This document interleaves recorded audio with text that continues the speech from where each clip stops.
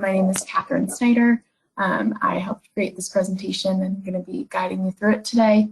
And I'm looking forward to hearing what you guys have to say and sharing some ways to get started with AAC and early intervention. I will tell a little bit more about myself. So my name is Catherine Snyder. I'm a speech-language pathologist and PRC Saltillo AAC consultant. I live in New York City. Here's a photo of me at ATIA, which is the Assistive Technology Industry Association conference back in January, when times were a little different. And you can see I'm on the bus with AAC and very excited about being there. And a little bit more about my experience with early intervention. Early intervention is the reason I became a speech-language pathologist to begin with. I've always had a passion for really young learners, and I got a certificate in early intervention at the Georgetown School of Continuing Studies in 2017, and have continued to love working with young ones ever since then. So again, I am ASHA certified and a regional consultant for PRC Saltillo.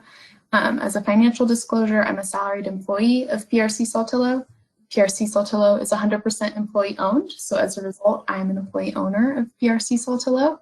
Non-financially, I am a member of ASHA as well as ASHA SIG 12, which is Special Interest Group 12, which is specifically AAC. So before we get started, there are just a few housekeeping items we need to cover. First, if you haven't realized this already, you're muted. There may be times that I unmute you if maybe you've typed something into the chat that I just don't understand, or I think we could clear up a little easier with live voice. But what you'll see here is, there we go, where you would unmute yourself. Please, again, don't unmute yourself unless Amanda, who is moderating the chat, or I specifically ask you to do so. Here you can raise your hand. That's another way to get our attention and let us know that you have something you would prefer to say over live voice. In the chat box is what we're really going to be using most today. As I mentioned, my colleague Amanda is monitoring the chat window. She's the one who's sort of helping me keep track of all the chats, and she's there to answer your questions in the chat, or if it's something she wants me to get to specifically, we have some time at the end for questions, or she knows when it might be a good spot for me to answer a specific question, so she'll let me know. And that's where we'll be doing that. If you haven't found it already, you'll find the materials handout, the handouts for your materials in the materials area. That's where you'll find your ASHA forms and all your other handouts that you might need.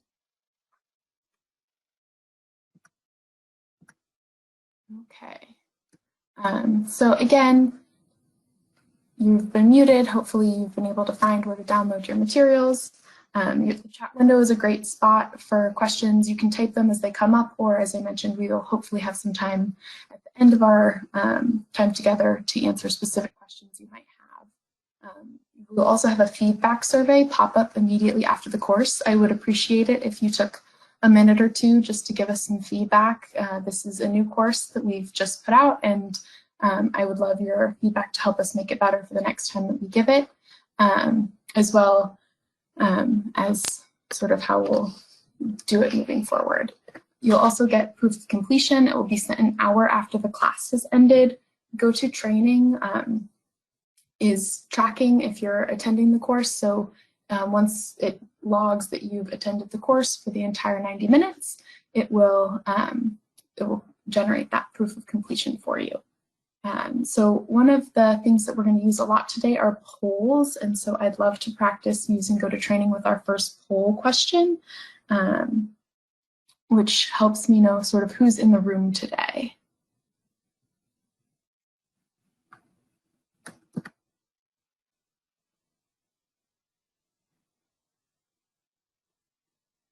All right, so far it looks like we've got a lot of speech pathologists in the room.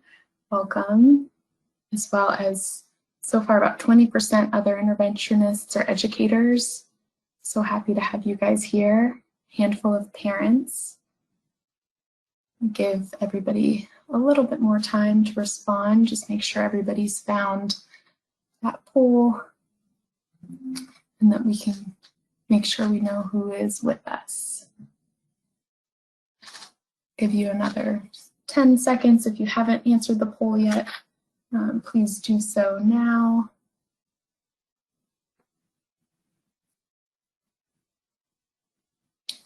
Awesome.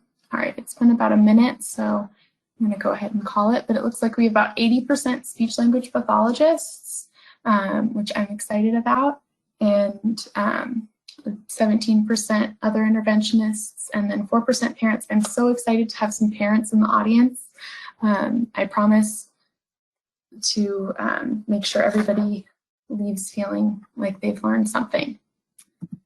So since we have about 80% of our speech pathologists here, I just want to make sure to go over our AAC housekeeping info. If you don't know what AAC is, don't worry about it. It's for the SLPs who want AAC credit. Please make sure to submit your participation form within 15 days of attendance today. Please include the date of the training in your form. This is how training attendance is verified and recorded, and your entrance and exit of the training is time-stamped through Go to Training. You have to stay online for the entire training in order to receive credit so that you can get that AAC participation. So once you've filled out your form, you're going to compose your email and send it to info@prentroom.com, again with your subject line AAC and Early Intervention, and then today's date, and attach the form. In your materials tab, you will find a blank AAC form as well as those instructions once again, so that you can find that there. Along with your AAC forms, what's something that everyone should go ahead and find are your handouts. So there are 4 different downloads in your handout section. In addition to that AAC information, you have an interactive outline. We strongly encourage you to print this out. If you haven't downloaded it already, I would go ahead and do that now and just use it to follow along with the presentation today. Oftentimes we are asked for a copy of the slides, but we found that this interactive handout is a little bit better. It makes sure that you still have all the information and all the really important stuff that we're sharing with you on our slides, but there's room for you to take some notes, and it's not quite as heavy with pictures and videos and links like the slides are. It just sort of distills it all down for you a little more succinctly.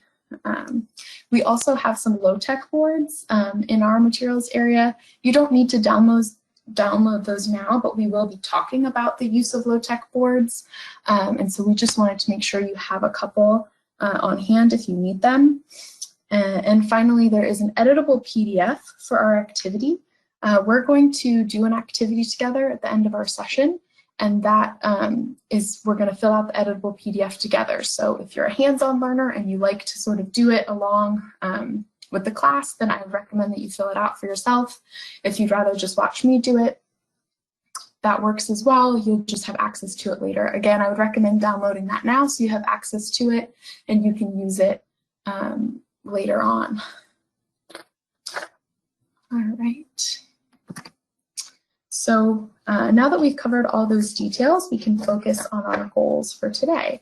So participants are going to be able to describe the different types of AAC used in early intervention, discuss 3 common concerns regarding AAC and early intervention, and then identify 3 resources to support AAC in early intervention.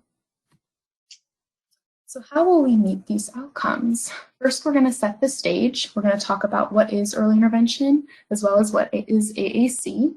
Then we're going to discuss some common myths and concerns that we hear, as well as where to begin. So some strategies and resources to get started, some hands-on application, and then we'll leave a little bit of time for wrap-up and discussion just to make sure that everybody's questions are answered. So let's set the stage. What is early intervention? What is AAC? So we're going to start by reviewing what early intervention consists of. Early intervention, or EI, encompasses services and supports available to infants, toddlers, and young children with developmental delays and disabilities and their families. These programs are federally mandated and publicly funded, meaning they're often free or provided at a reduced cost, depending on your state or territory. Early intervention programs are a good investment for states and territories. Research has proven that early intervention leads to more progress and fewer services throughout someone's lifetime. These services can include speech therapy, physical therapy, occupational therapy, and other services such as specialized instruction and social work. Research shows EI has significant impact on the child's ability to learn new skills and overcome challenges, and can increase success in school and in life. Early intervention is often called birth to 3, since it typically covers people from the ages of birth to 3. However, like most early intervention regulations, this will vary by state. There are currently 6 states that use what's called the Part C extension program, which allows students to stay in early intervention until they start school. I made this presentation and I worked in Washington, D.C., so a lot of these photos may show some children who are older than 3, but who I was seeing through the early intervention process. This here is a photo of Mikey that I love, and you'll see him as we move forward. So next, what is AAC? AAC stands for Augmentative and Alternative Communication. AAC is augmentative when it's used to supplement existing speech, and it's alternative when it's used in place of speech that's absent or not functional.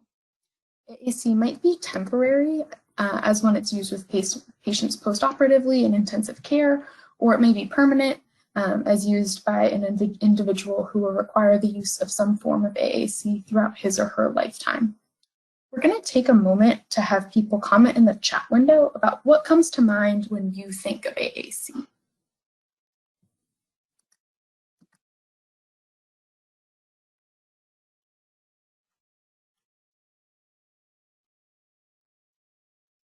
Yep, Kendra, an iPad with an app.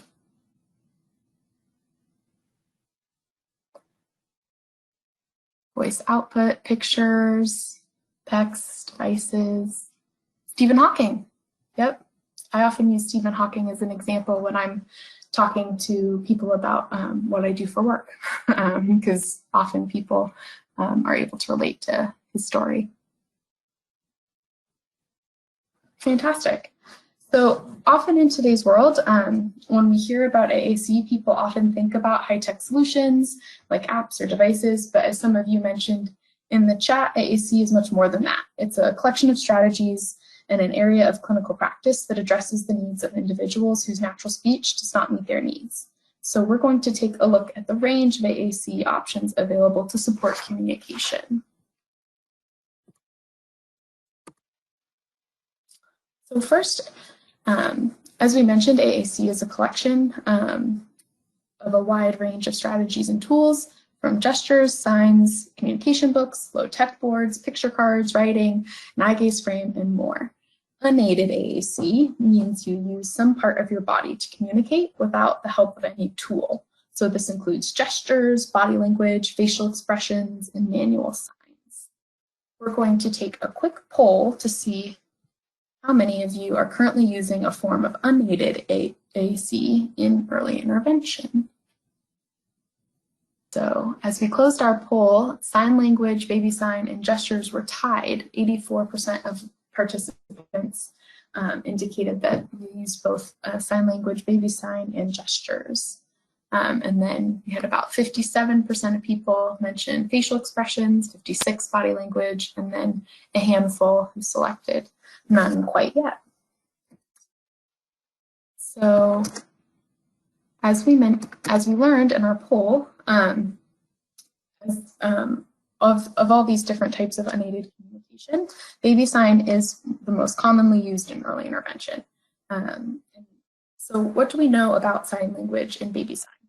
They are frequently used and most frequently used in a combination with other types of AAC. Their sign language and baby signs are often taught to typically developing babies in addition to toddlers and infants with language disorders to reduce frustration before they're able to use speech. We typically teach baby sign, which is sign language that's been slightly adapted for little hands. Since sign language is a full language with many intricacies and grammar, the baby sign allows us to adapt those for little hands who don't have their full dexterity yet and might not know how to use grammar. Research supports baby sign leading to significant and positive developmental growth. Okay, let's watch. This is a very sweet video of a typically developing child who had been taught some signs to help reduce some of her frustration. So here you'll see she's playing with her dad.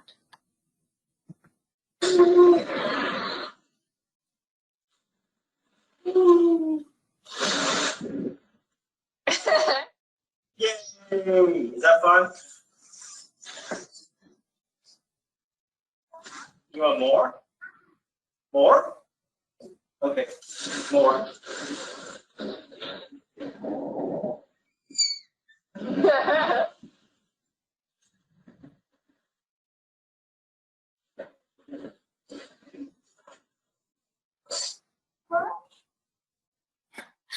So I love this video because not only is it just, I mean, who wouldn't want to get swirled around in a ball pit, but what you can see is she's combining the sign more with the approximation for M, and it's helping her not only request from her dad, but make it very clear what she wants in using both sign and her spoken approximation. And this is something that we see very commonly.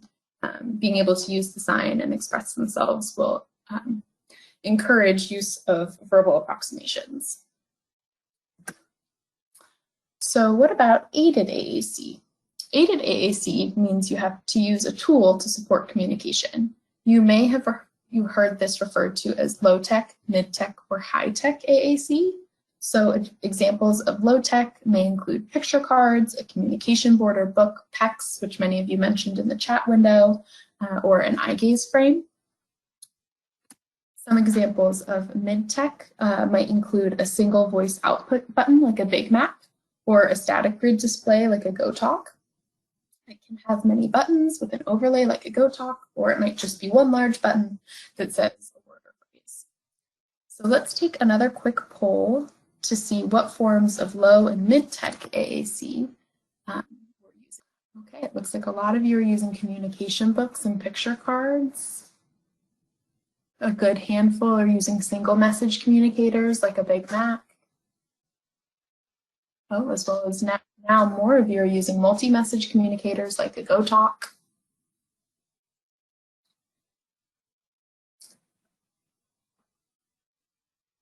Give you another few moments. We've got about 20% of people saying they're using a low-tech eye gaze frame, which is similar to the cartoon we have in the middle. But far and away, we now have 85% of people mentioned using a communication book or picture cards, which are certainly one of the most common. So let's look at an example for those of you who may not be familiar with some picture cards. Many of these low-tech AAC supports are already built in to child development centers and the home environment. These are pictures, PECs, choice boards, communication boards, and more. Here are a few examples of low-tech AAC that I used in the daycare setting that supported making choices in the natural environment. So on the top left, there are two pictures of two slides that we had on our playground and that we created so that a student could choose which slide he wanted to walk to. I implemented this to support a kiddo who required a lot of motor support and was still learning to communicate. It was important for the staff to know where he wanted to go, since the red slide was on one side of the playground, the yellow slide was on the complete opposite end of the playground. We didn't really want to use all that energy walking to the slide just to find out that wasn't the one we wanted to be going to. So I took two pictures with my phone, printed them out, laminated them, and started offering them to make choices. His personal aide and his teacher both had these pictures laminated and we put them on a ring. And though we initially made them for this one student, they became popular for choice making for lots of our kids. And the staff kept the ring so they would be easily accessible outside. Another example is on the bottom right. Here you see a picture of the entrance to our school. This was a picture we used to represent the song "Who Came to School Today?" And it was available for children to use during circle time to make choices around the song. So in circle time, each student would get to choose the song that they wanted the teacher in the class to sing. There were maybe a dozen of these different types of pictures representing different songs, such as Itsy Bitsy Spider, Row, Row, Row Your Boat.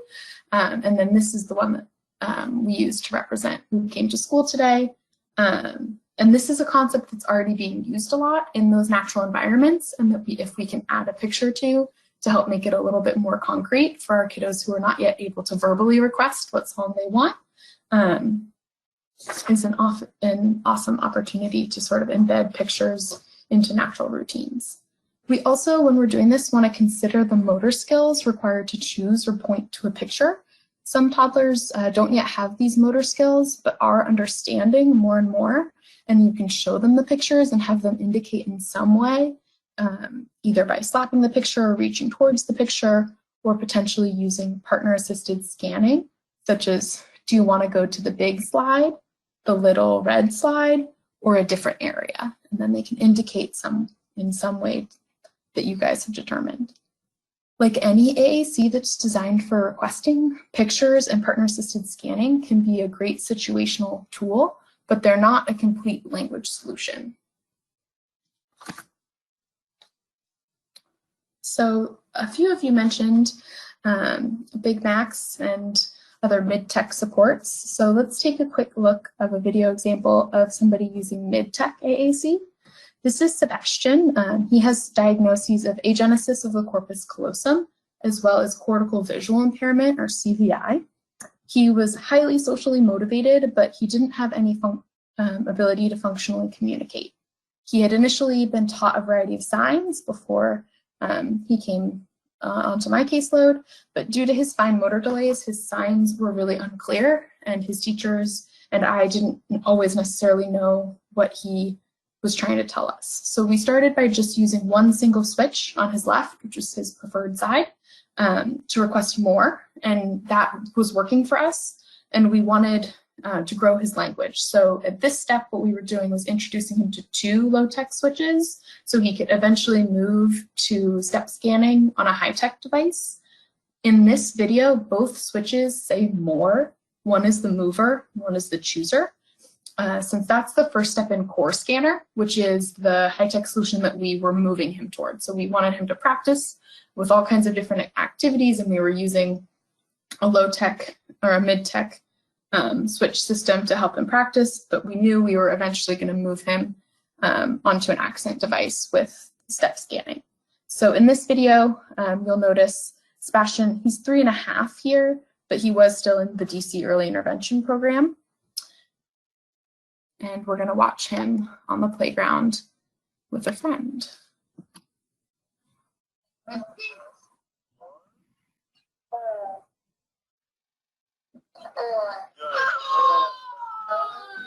All right, Kaylin can say, my turn. My turn. My turn, wee. Okay, let's see. Don't help him on this one.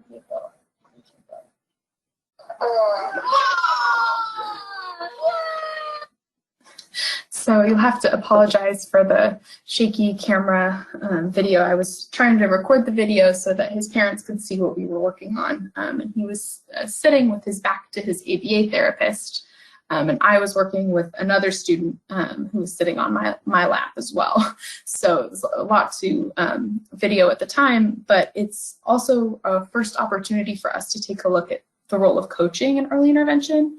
As I mentioned, this is his ABA therapist, and I was helping him practice how we wanted to start introducing the use of these mid-tech switches for him. You can hear me say, just wait, don't help him on this one, see if he'll do it, as a reminder, since we were trying to fade the cues. Since he does have a CVI diagnosis, we're really unclear about how much of his vision he's able to use. So we had to give him a lot of hand-under-hand support to learn new activities. But as he had already started to show interest in the switches, we were trying to fade those cues as quickly as we could. This is an example of guided practice, or you might call it practice with feedback, depending on what type of EI you guys are using. So chat in, is this activity something that you might be able to try with a client? Is this something that would be possible? I just want to hear if this is something that might work for you. Yes, a few yeses, awesome. Definitely, okay. Yes, I love to hear it. So this is a good example of just a simple way we can include some mid-tech switches. Hey, Catherine. Yep. I'm going to interrupt you there with a comment. Linda asks, can you do this with only one therapist?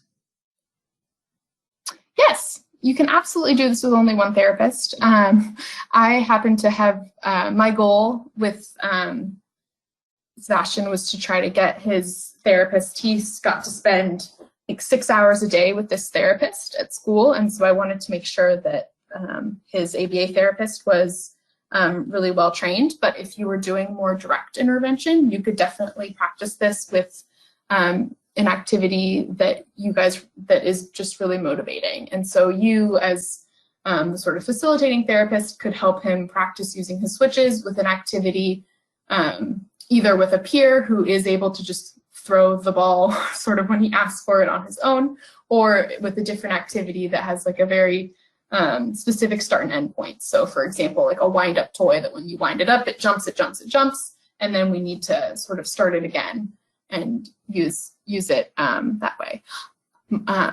Hopefully that answers your question. And Marceline, once he masters this, how would you move forward? That's a perfect question. I promise that you weren't a plant, because sort of his next step was high-tech AAC. So he had learned how to use Midtech AAC, and we transitioned him into high-tech AAC. So he was given a system very similar to this accent, or the black device that you see on the left, which is an accent device. And his switches were then connected to the device so he could scan through more language, so that he would have access to more core language and learn a new system that he could use and memorize. So this type of aided AAC is considered high-tech AAC. So these might be iPads with robust communication apps such as Touch Chat or Lampwords for Life, as well as speech-generating devices like the Accent, the Nova Chat, or the Via Pro. So let's take another quick poll to see what forms of high-tech AAC you're currently using in early intervention.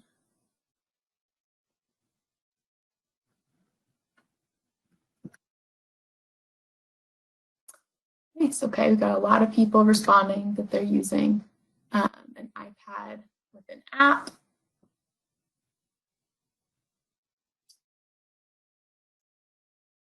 Many with dedicated device with touch access.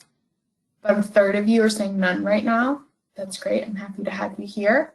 There are lots of things we can practice that don't necessarily need high-tech AAC. And about 14% using dedicated devices with alternative access. For those of you who might not be familiar with that term, alternative access, that just means not touching the screen. So either using your eyes or your head, or using switches like we were seeing Sebastian use that control the screen. That's quite all right. And I do see this question from Emily, why not start with high tech? Do students need to master low tech first? And that's a fantastic question. And I want to just get to it before we move on. And the answer is you can start with high tech. Some students you show, so this, for example, Tiago, who's this young boy in the red t-shirt, he started with high tech took to it like a duck on water, and we just we submitted to get him a device and started him at that level. We were able, this was still during his trial period. It's not the first time he'd seen the device, but pretty much from the moment he was shown a device, he knew how to use it. He knew, okay, this is going to help me get what I want. I'm so excited to be able to get what I want and command and ask for things and make comments. So you definitely can start with high-tech AAC for kiddos who are able to start at that level. Some students, especially ones with a lot, oftentimes with vision concerns, you may need to start at a different step. And then also depending on your funding source. For example, I mentioned I live in New York, and the New York Medicaid and sort of funding systems require a lot of mastery of something before they will fund it for you. So sometimes you may need to start with a lower mid-tech system to prove that they really can have some skills. And while this is something that might be, it varies from region to region, it's certainly not a requirement, and many students do well by just starting with high-tech AAC. We'll talk a little bit more about that as we move forward. Okay, so now we're going to take a quick look at what high-tech AAC might look like in early intervention. So this is Max. Max is 2.5, and he's got a bold personality. He has charge syndrome and has a trach.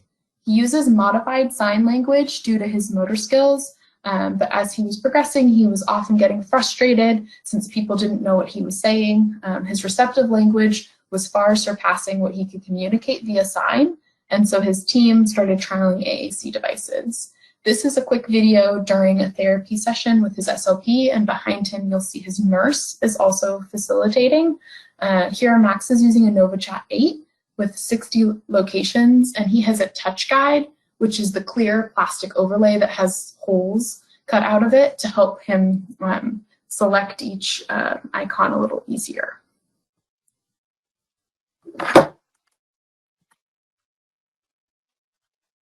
I'll put your arms on.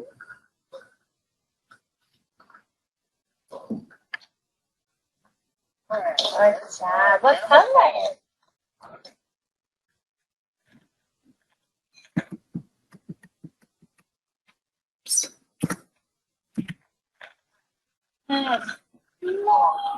Red. Oh, there's only one red though, man. You already have it. Oh, more green. More green. For Matt. Put it on.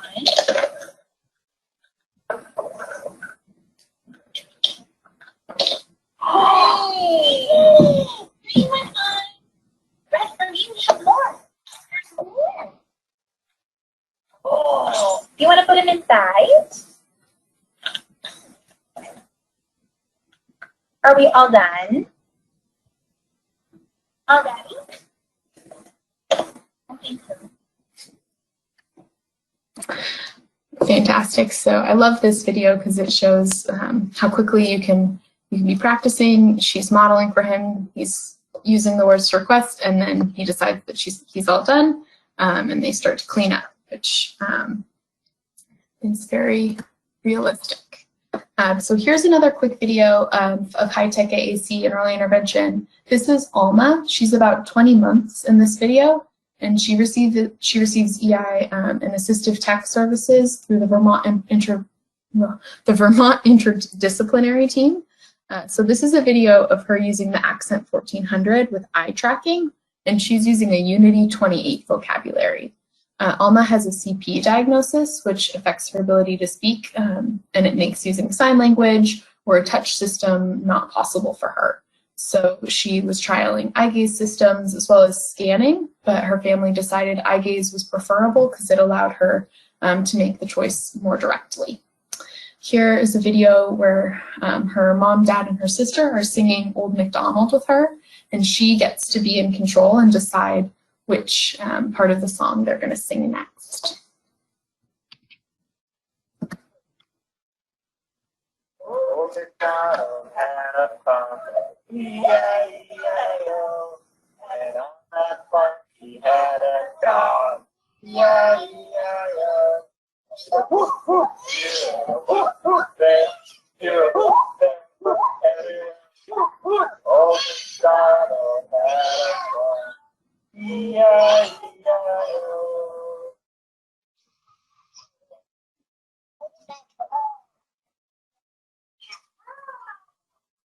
Oh, the dog had a farm. E-I-E-I-O. And on that farm.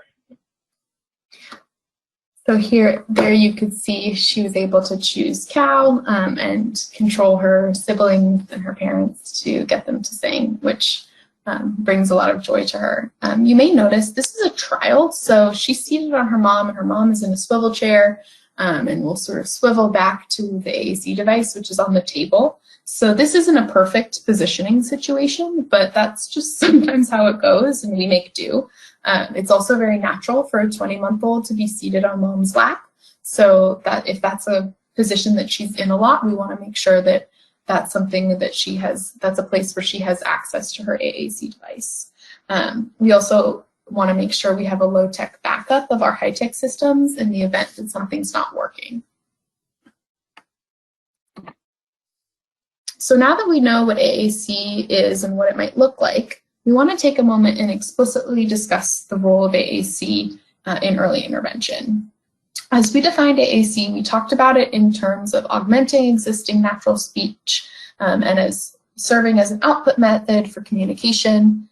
But it's also important to realize that AAC, whether unaided, low, mid, high, or high tech, also serves to provide not only an output, but also an input method for language and to facilitate understanding and provide context.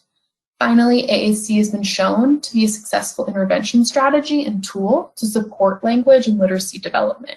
So in this light, introducing AAC at an early age to support language development can be a successful intervention strategy. So here is a video of how a therapist is using the app to support roles 3 and 4 listed on the slide. It's to support language development and help provide an input and an output mode for language. Logan has been using this app in therapy only at this point, and the therapist commented that they've already seen an increase in his attempt at verbal communication and putting sounds together.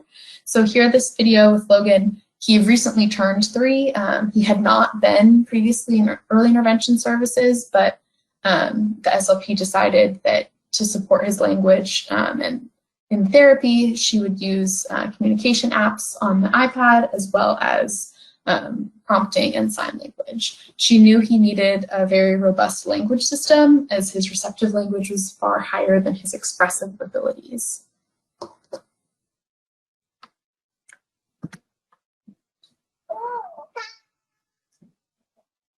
Stop. All right, let's get another burger. Please go. Is he hungry or thirsty? You're right. He's gonna eat. Hamburger. What's he gonna eat? Hamburger. Eat. Hamburger. Eat. Eat. Eat. Eat. That's right. All right, what color do you want? Which color? We have, these are our choices. Which one do you want? Okay. What color? That's right, purple.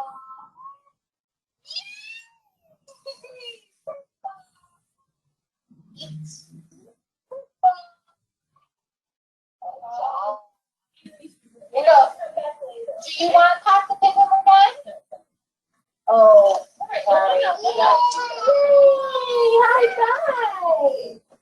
Good work, dude. Okay, I love this video because Logan's therapist does such a beautiful job of honoring all forms of communication. She's using, I think there was a question, she's using the Touch Chat app with Word Power 60 Basic as the vocabulary file, and she's using it to just input, she's modeling, he's using it, he's using a sign, he's approximating with his words.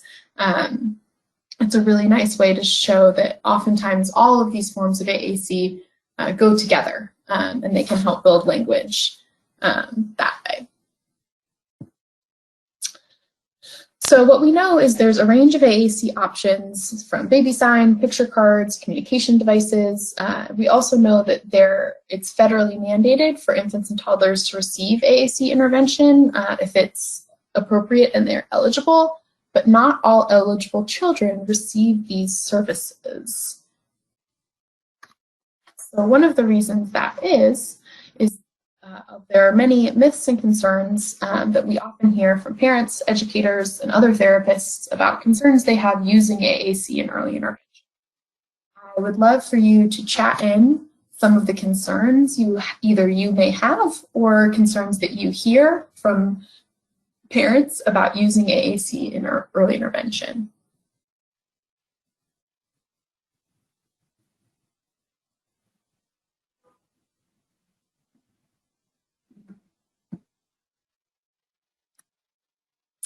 That they won't talk if they use a device. That's definitely one we're going to talk about.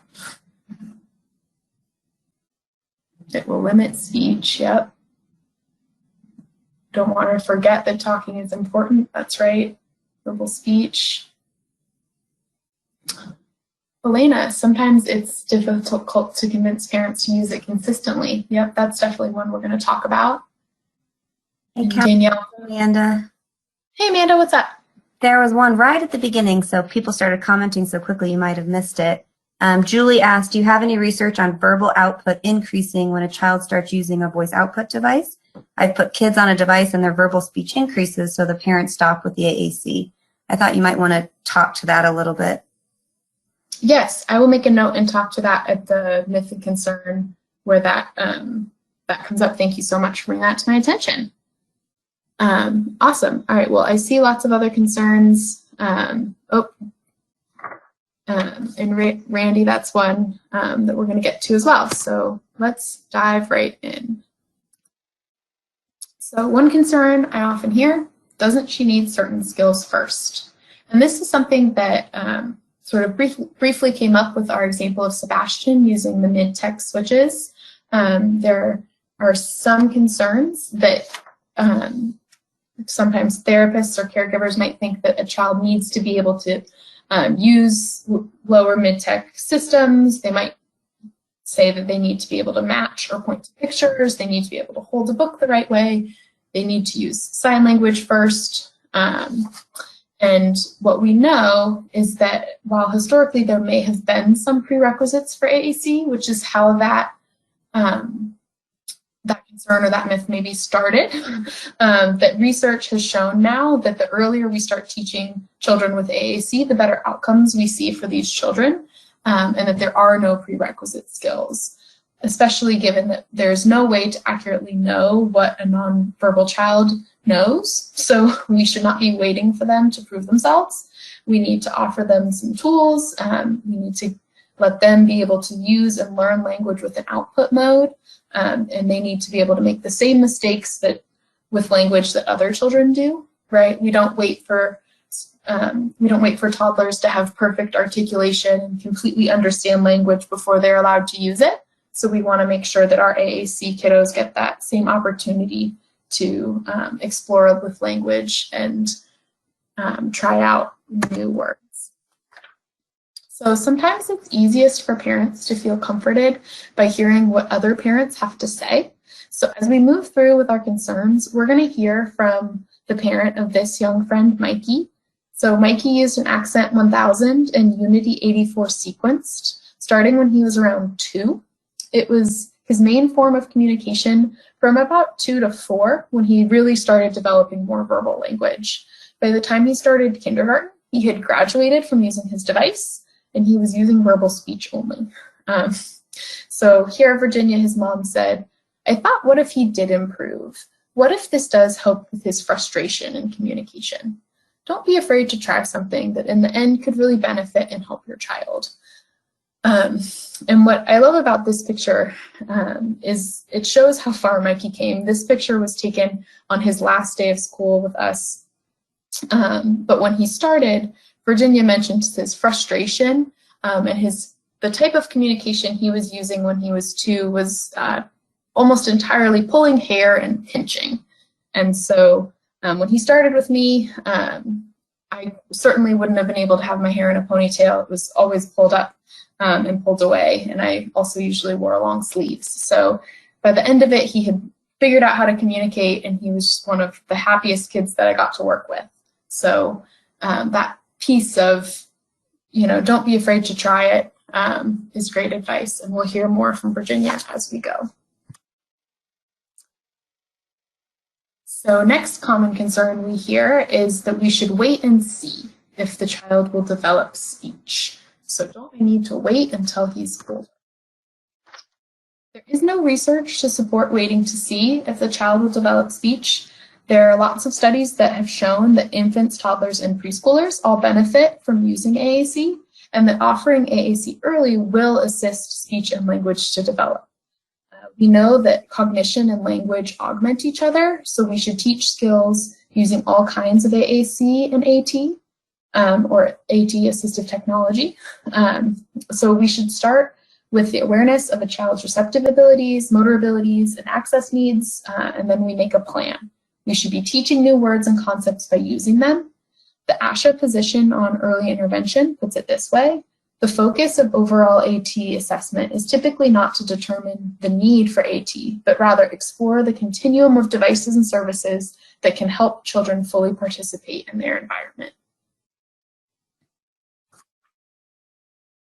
So here again, you can see Mikey's mom recognizing the importance of his use of the talker at a young age to help him learn and grow his skills. The talker helped Mikey learn and grow. It helped improve his behavior. He was even telling you what song he likes.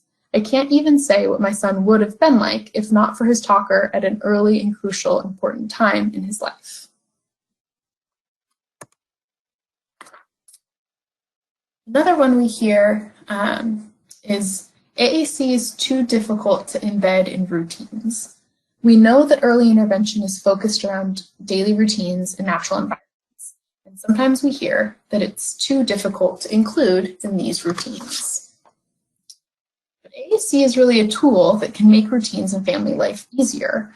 There's been research that shows that parents and caregivers can learn to embed communication strategies with AAC into daily routines. These studies also show that use of a speech-generating device in a natural routine can be taught to parents, who then become independent and report confidence and increased turn-taking with their child.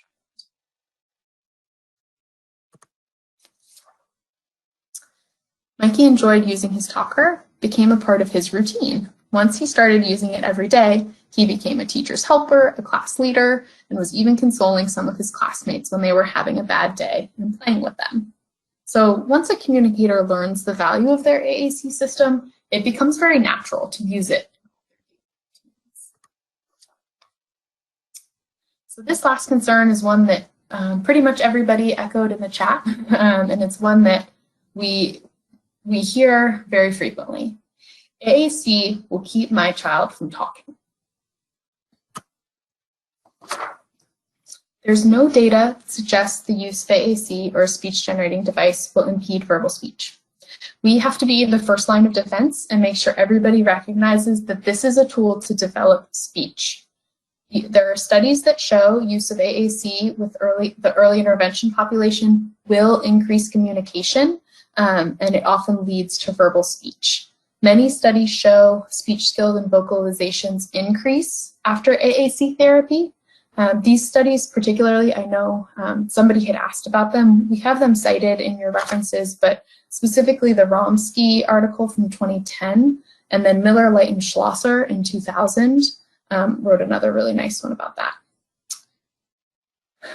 So there's one way that I like to explain this to parents is using a quote from this Kress and Marvin 2003 article, which is, children will use the quickest, most effective, and most accessible means available to communicate. Speech beats any other AAC system if it's available to the child. We can think about Logan when we see this, right? He's trying to use his speech, but he can't quite get hamburger out yet, but he is able to use it on the device, and then he's able to try to say purple. And we see that the AAC is encouraging his speech and increasing his attempts to communicate. This Kress and Marvin 2003 article, which is also in your resources, also has a useful appendix, which is 9 answers or brief answers to 9 common questions about AAC and early intervention. And that's a really great resource to share with families, but also just have in your back pocket and know about to refer to.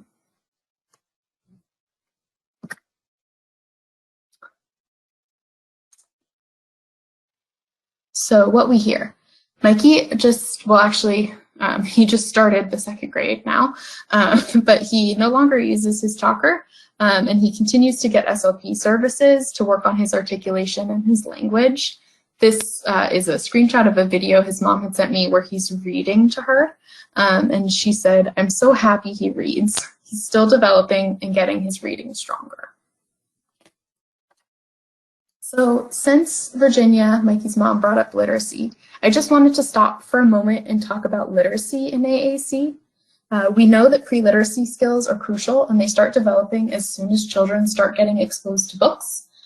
We know that communication and literacy grow together, and the same is true with AAC. We have many presentations about AAC and literacy, so we're not going to dive in today, but please know there's a lot more to be learned on this topic if you're interested. And so I would love to have you chat in some of the literacy skills you see in this adorable 13-month-old.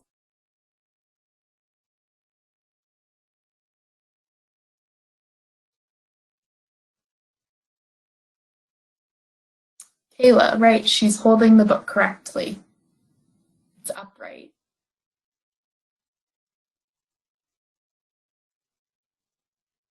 And she's looking to the left. That's right, Stephanie. She knows she's figured out at least that you start by looking at the left and then you move over to the right with English books. And she's looking at it.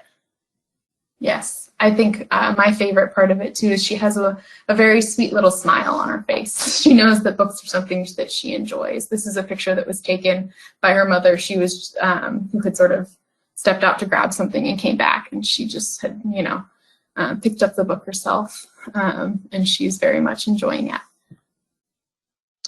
Okay, so now that we've taken a look at all of these concerns, what do we do to work through them? The first thing is that we need to have an open dialogue about these concerns with families or teachers or whoever are bringing these concerns to you. You need to validate their concerns and share what you know in parent-friendly resources or teacher-friendly resources or other therapist-friendly resources. Some of these stories or videos of other children who have been successful can be really helpful. So sharing examples of like the pictures I showed of Mikey or videos of other successful kiddos using AAC. We have testimonials available online that Amanda just plopped into the chat. If you don't have examples of your own clients, you can use our examples. And then you want to discuss the issues they're having and how AAC could assist them. You need to do a lot of caregiver training. It makes families feel more comfortable using AAC, but it also is research-based. Studies show that there's an increased positive parent perception of language growth when they're coached in the AAC system. And finally, we want to make sure we get caregiver input on the system.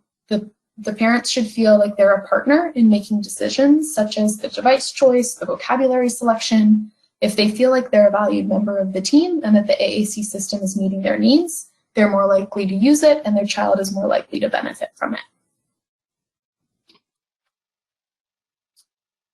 So a few additional resources here I want to mention before we move on. Explore AAC is a website that's completely created for parents and those who are new to AAC. It's all done in very parent-friendly language. It breaks things down very clearly. There are PRC and Saltillo YouTube channels. The Explore AAC YouTube channel also has a series of videos that are called Consultant Core Word Connections that just show very quick clips of other consultants showing how you can use core words at home and during your daily routines, and then connecting with your consultant. So I live in the New York area, and I am the New York City consultant, but there is a consultant everywhere around the country, and there are fantastic resources. So Amanda has shared how to find your consultant in the chat. So next, where to be, strategies and resources to get started.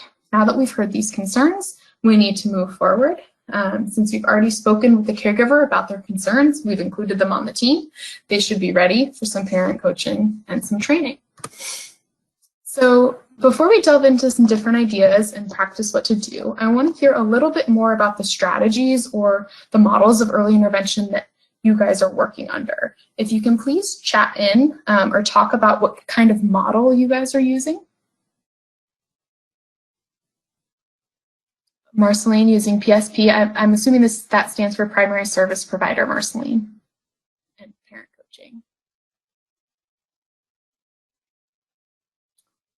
Yep, PSP, coaching, PSP.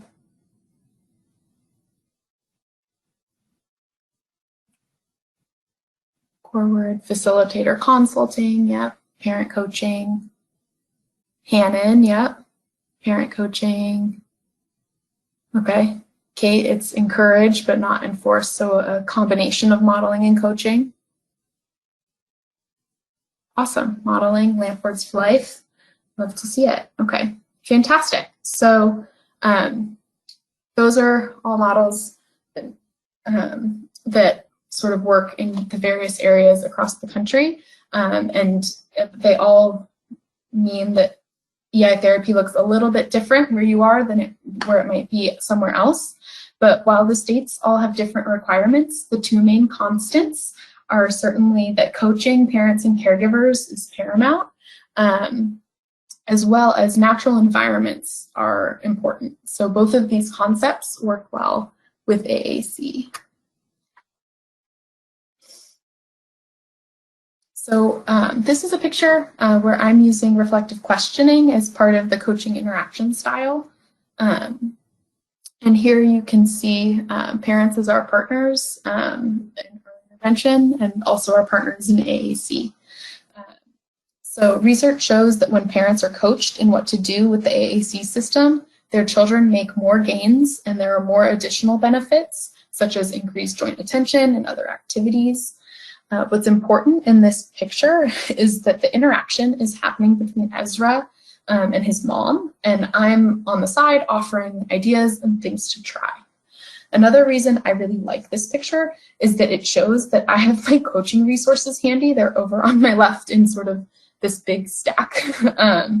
This picture was taken as part of my EI certificate when I was still newer to coaching, and I really liked to keep my list of reflective questions as well as some of the other forms we were filling out handy, and I would sort of keep them close by.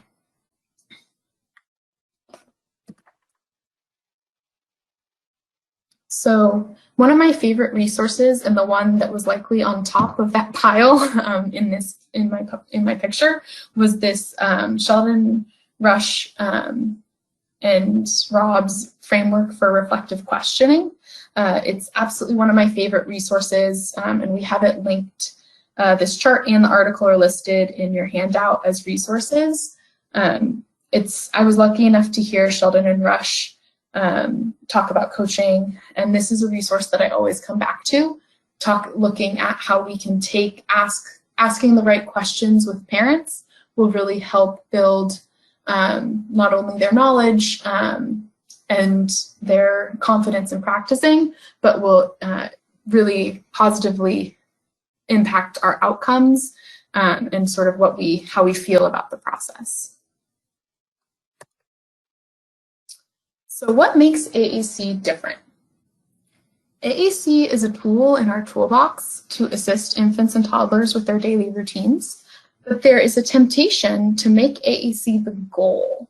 However, we need to help families feel comfortable using AAC across all of their routines. So here we're going to watch a video of me working with a family showing what the coaching session looks like. So in this video, you're going to see that I'm working with Amy, who's the mom, and she's trialing an accent device with her son, Makai. Makai was very new to the device. He was still in the trial phase, and he had been growing so much. His motor skills had been improving so much that we had actually initially started his trial on eye gaze, and through practice with his local consultant, they had moved him onto touch access, and he'd been doing really well. He's using single words. He's using LAMP Words for Life on an accent device. He has a vocabulary builder set on, so many of his words are hidden. In this video, he's about 2, Julie.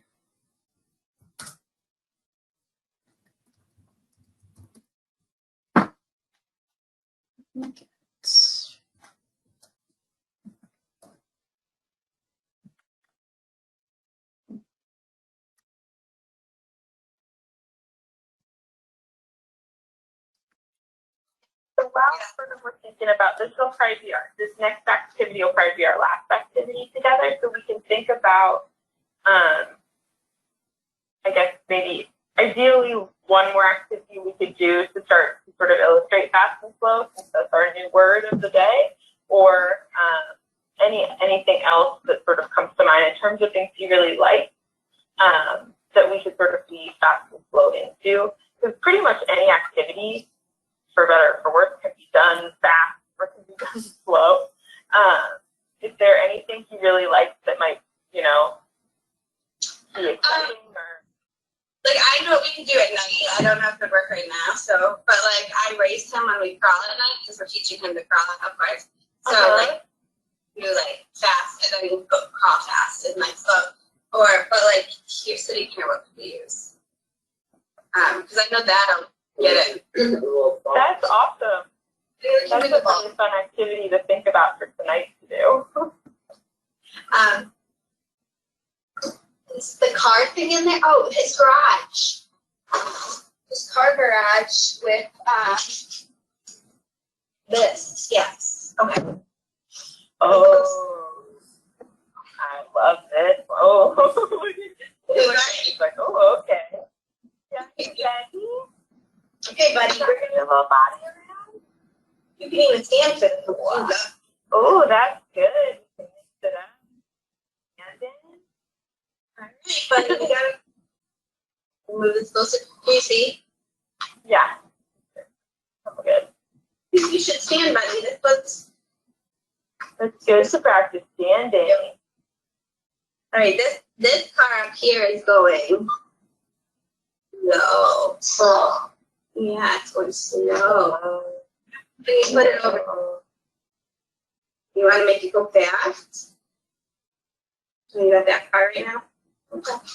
What if we make our here go fast? Ready? Mama show you. We go. Let me bring this closer to you, simply. Ready? We're going to make it go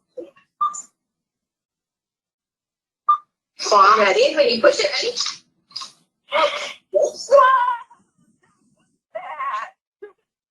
Oh, Is it? also take a break. Okay, tell Mommy you want a break. Ready? Say, Mommy, I need a break. Break. Okay. Now you can play. Okay. You're good. Break time. There you go. Yeah, you want to put a Jasmine? There you go.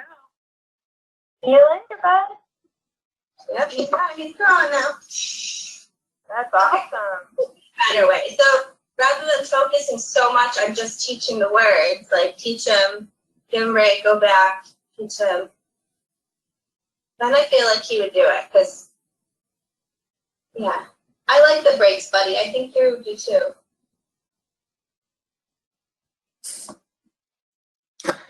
So that video, you could, it's clipped in the middle because we played the game with the car, sort of fast and slow for a bit.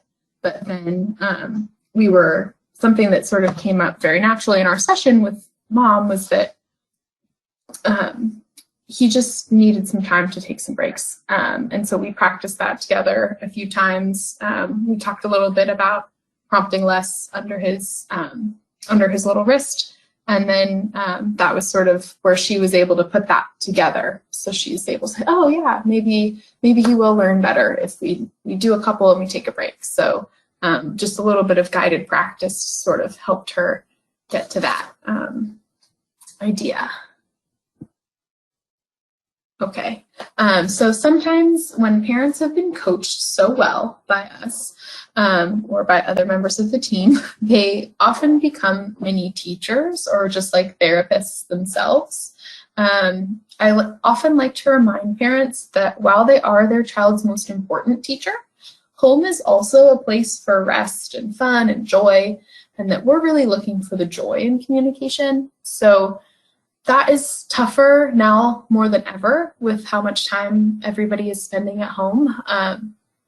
But we just like to try to keep that as a focus. So this is a video of an accent user that just brings a smile to my face.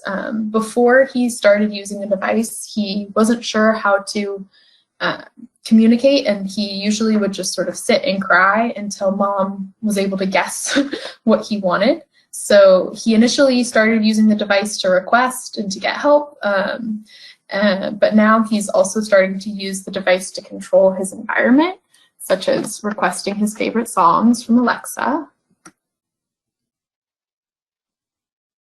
Alexa, play it on. I am so excited.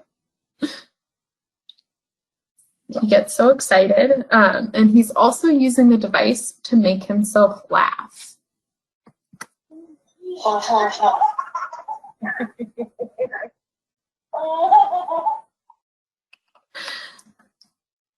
So he's able to start telling jokes and share that experience with his mom, because we always really want to remember that the goal of communication is connection and joy. So I like to remember that. So how do we start? We're going to use this framework that was created by Janice Light and Kathy Drager out of Penn State as a way to organize how to get started with AAC. I am first going to go through an example of how it works, and then we're going to complete the steps together. So these steps are identifying meaningful contexts, providing a way to communicate, selecting vocabulary, setting up the environment, and using interaction strategies. You can likely already think of a few routines that might be made easier with visuals, such as low-tech cards for choices, or pictures, or symbols of what comes now and then next. The best time to start is when we're thinking, there must be something else. So this first step is to identify the context where AAC would be helpful. In this example we're going to use, I had a client who was struggling with the bathroom routine. So this is a teacher who I spoke with, and she said, we're struggling with the bathroom routine. He gets very upset when I need to change his diaper. The only thing he wants to do is wash his hands. And so depending on your early intervention model, this might be called joint planning or choosing a routine. So next, we need to provide the way for our infant or toddler to communicate. In this scenario, I decided to use low-tech picture cards, and so I took a picture of my friend's bathroom, of my friend's diaper, as well as the sink in the bathroom to help this toddler visualize the steps. And he would hold on to the picture of his diaper while he was being changed. Once he'd been changed, he would take the picture of the sink, and then he would get to go wash his hands. You could also use a Big Mac switch or a speech generating device if that was something that your client was using. Now that we've identified how they're going to communicate, such as using a picture, low-tech, or a speech-generating device, we need to decide what they're going to communicate. So this is where we want to talk to parents about what they need help with, or what they need help understanding. And then we as interventionists might need to think about what appropriate words might be helpful. In this example, we might want to choose the words wet or wash, depending on what's motivating for our child to say. It's worth sort of remembering here that parents will often express the want for their child to be able to express their emotions, which is a really fantastic long-term goal, but it might not be appropriate as their first word or as an early word when those concepts aren't really built yet. While it's never too early to start modeling conversations about feelings and how we're feeling, we want to be careful to set expectations around what's age appropriate for their youngster to understand and use, especially since, as we all know, it's difficult to express your emotions when you're already feeling upset or displeased with how this situation is going. So that's just something that we like to sort of think about. And as SLPs and interventionists, we can have those conversations. So Emily, what are appropriate first words, core words? I'm going to just agree with you before I move on. Yes, I love using core words as first words. As we know, our adult language is about an 80% core word, 20% fringe word split. So if I was choosing first words with a family, I often would use the sort of I get 4, you get 1 strategy. So if we were going to introduce a new system and maybe we were going to give a core board that had 15 words or a device that had 50 words to start with, I would essentially say, okay, I'm going to pick 4 core words and then you can give me 1 fringe word that it's really important that they have on their device. And so we would sort of build those vocabularies together so that they have access to the fringe words that are really important and the words that the parents and the teachers feel like they absolutely need them to say. And then I would pepper in words that would go with those words so that we could model combinations and we could have and that we can have more access there. Okay. So once we know what they will say, we need to make sure we set them up for success. So we need to make sure that we know where the AAC will be, how it's going to be available, how they're going to be positioned to use it. This is also where we maybe want to make sure we have copies of the low-tech board. We need a position in our preschool. We had a plan of where the several of our children had speech-generated devices, so we had a plan of where the devices lived while they were in the bathroom, so that there's sort of always a place where it's put so that they have access to it, but it also isn't something that somebody's tripping over or accidentally gets dropped in the sink or something like that. This is also where we want to think about positioning. Is this somewhere where we can, is it somewhere where the child can both see you and see you to interact with you, but also have access to their device? We want to you can think about that video we watched with Alma, where they're sort of, the way that they were able to handle that is mom was sitting on a swivelly chair, and so she would swivel to make the choice on the device, and then she would swivel back so she could look at her dad and her sister while they were singing. So a quick note about low-tech supports. So even if you are using high-tech or single picture cards, it's always an important idea to have a low-tech communication board available for those times where if you don't have the device or something's not working, or I mentioned I worked in a preschool setting, I often would have my hands in a bucket of goo, and so I loved to have laminated low-tech supports for when my hands were just covered in goo and slime. And so these are available as free downloads from the Language Lab. There are also 2 that are in your materials tab. It looks like Amanda has put this link for the Language Lab where you can find the low-tech boards that are pre-made. So if your child is using WordPower 60 or LAMP or a Unity, you can find those pre-made already. Or you can also make your own low-tech boards. I used to use the PASS software to make my own low-tech boards for when my students had a specific vocabulary builder set on. I would have on one side, it would have their vocabulary with, only 10 or 15 words showing, if that's how we were starting. And then if you flipped it, it would have the full vocabulary on the other side, so I could model words that they hadn't quite gotten to yet. So our final step is to use interaction strategies to support communication. These might include modeling, which is an adult modeling on a device, or potentially an adult modeling on a low-tech version. There has also been research that shows that for toddlers, specifically between the ages of 14 and 18 months old, peer modeling is the most effective for them to learn their AAC system. So if you work in an early childhood center, or if you have a client with a very motivated sibling, you might want to teach their sibling or their peer a peer modeling program. I used the Vanderbilt Stay Play Talk program with my students, which has been proven to work with AAC.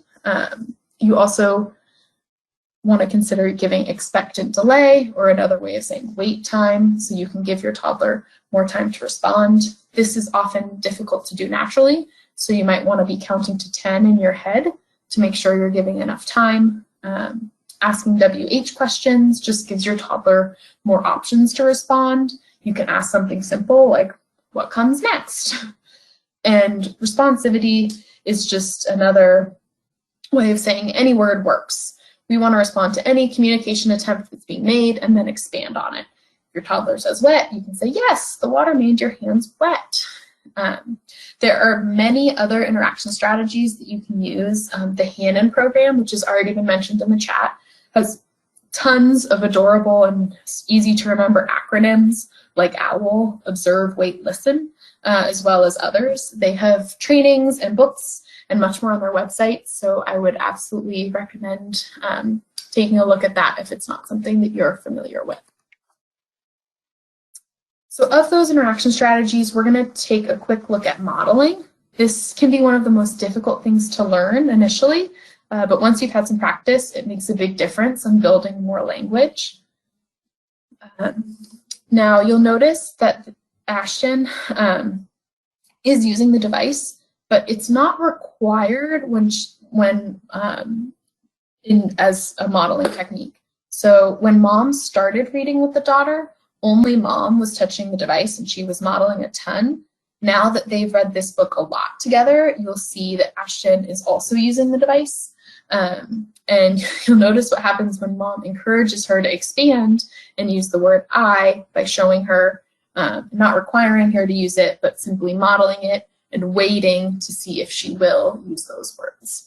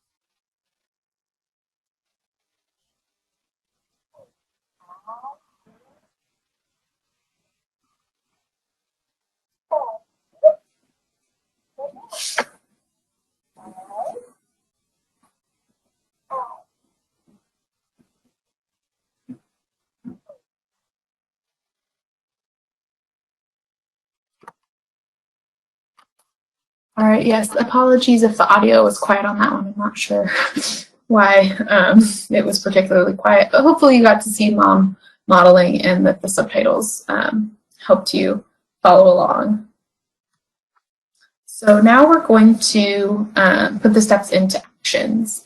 We are going to launch a poll that sees which routine you would like to do, and we're going to break down the steps together in our handout. So, perfect. So we've launch the poll, and please take a vote so we can do the one that you guys want to do the most. Looks like playtime with blocks is still in the lead, so we're going to go ahead and do that one. So I'm going to move into, this is our fillable PDF. It's available in your materials. I'm going to do it with you guys, and then I will save it and put it in the materials. So after, when the go to training is finished, you'll have access to the saved version that we've done together, as well as the blank version. So identifying meaningful contexts. So we chose playtime with blocks. That is typically a pretty motivating, a motivating activity already. So I'm going to just say that playing with blocks is the motivating activity for some of our kiddos. If blocks themselves aren't motivating, you might want to think about another way to get those blocks motivating. For example, if they're a kid that's only interested in cars, maybe you're incorporating use of cars on top of the blocks to make ramps. But most kids find playing with blocks to be engaging enough, so we're going to use that. So next, we want to provide an effective way for our child to communicate. So how will they respond? If they have an SGD, do we need a backup? We might want to use maybe either a low-tech board, like we were sharing, or if they have an SGD, we'll say they might use an SGD. Once we know what they're going to use, so either this low-tech board or their SGD, what words are we going to target? So we want to use words that are motivating. As we mentioned, core words are really important, so we want to consider using some core words. I really like the words on and off while playing with blocks, because I don't know about you guys, but one of my favorite parts of building blocks is knocking them down and hitting the blocks off. So I'm going to choose on and off. Other words to consider might be put, maybe push if you're going to push it down, down, up, mine, yours, etc.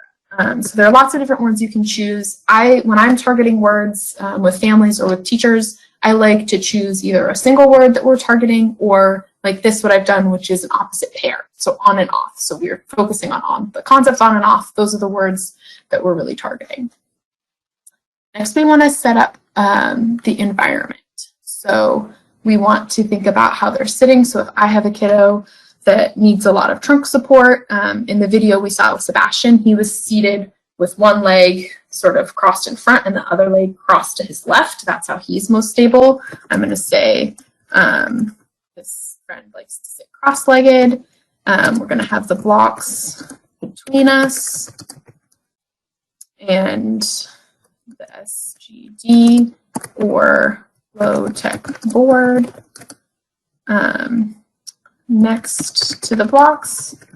And then I'm going to have the additional blocks behind adults, whoever's doing this with them. So if they want more blocks, again, that's something they're going to have to talk about or request. And then step 5, using appropriate interaction strategies. So here, this is where we're going to decide, maybe it's that Hannon approach, we want to observe, wait, listen. Maybe it's modeling. I'm going to say, I'm going to adult go model off each time the blocks fall down or block falls off. So they're just modeling off, off, off each time the blocks fall down, the blocks come off, so that they're getting lots and lots of examples. So I'm going to save this so you guys can see it later.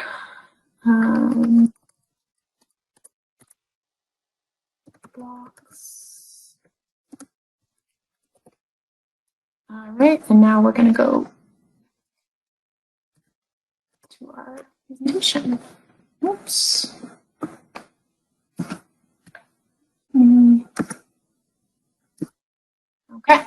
So, oops, we went through that relatively quickly, but you'll have access to it later, and I would love to just have a few minutes left for questions. So we're going to follow up with where can I find more information? These links are all listed in your handout, and your AAC consultant, your regional consultant, can help you get started. They'll help you be able to find some resources. We have lots of websites with support and education to help you virtually or in person, so you can find them by your state. And since we're talking about it now, distance learning is a really important thing. So we have this website, AAC Teletips, that will help give you lots of supports for other online ideas. So we have 2 minutes left for questions. Amanda, I don't know if there were any questions that you had promised we'd get back to that we want to reference now, or if anybody has anything else. Oh, Mary Jean, thanks for coming. Love to see a local friend in the webinar. Glad that you enjoyed it. Catherine, there was one question that I said we'd save for the end, and I'm just going to put it in the chat window, but someone said, suppose you have children with autism with behaviors because speech is not supported at home. I think she's looking for some advice. I forget now. I apologize who asked that question, but I just chatted it in the window for you. Okay, perfect. Let me find it. So suppose you have a child on the ASD spectrum with behavior because of speech and AAC, I'm guessing that maybe it's supposed to say AAC, and is not, and are not supportive at home. I'm not sure. I don't know if whoever initially chatted that in, I don't know. I don't know if I totally understand that question, but there are often a lot of behaviors around communication. Behavior is a way that they are communicating. And so oftentimes we just need to really help model how to replace what their behavior was, finding what the reason that they're using that behavior to communicate, and help modeling a word or a low-tech picture or something that they can use to communicate in place of that behavior. If that is not answering your question, feel free to type it back into the chat so that I can try again. It is now 3:30. So just a reminder for everyone to submit their ASHA paperwork if they want ASHA CEUs. I can stay on for a few extra minutes to answer any questions that I didn't get to, but you've now met your ASHA requirements, and we want to make sure we respect your time. So thank you so much.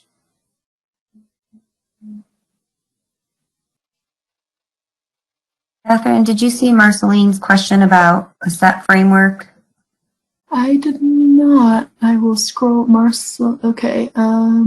Just getting familiar with the SET framework. Regarding the handout we just went through, is this something that could replace that conversation, or is it intended to support? Yep. So it's more intended to support.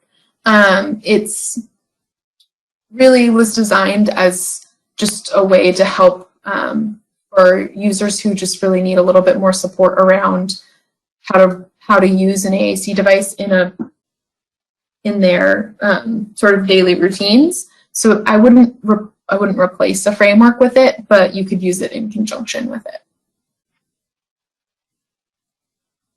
And Catherine, do you want to speak to Julia's question? It was most recently put in the chat. Yeah. What are some indicators that a student is cognitively ready for a communication device? That's a great question. Depending on your student, I think that if you think that they're ready, that you should give it a try.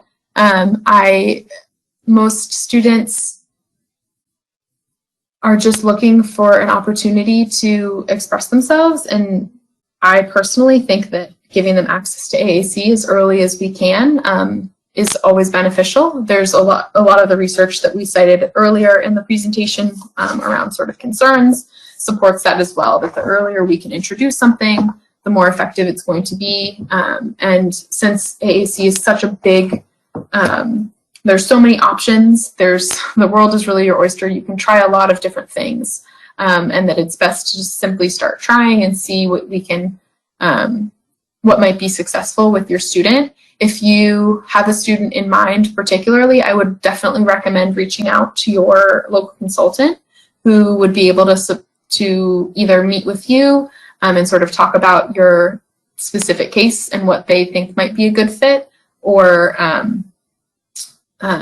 join a session with you to observe some of the things you've already been working on. Likely you're probably already using some types of AAC, and so they can help you decide what other ideas might be helpful.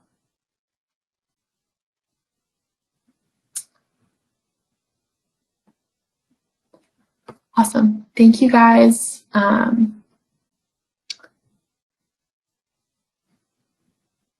If there aren't any other questions, we're going to go ahead and end the session. I appreciate everybody's time and hope you have a great rest of your day.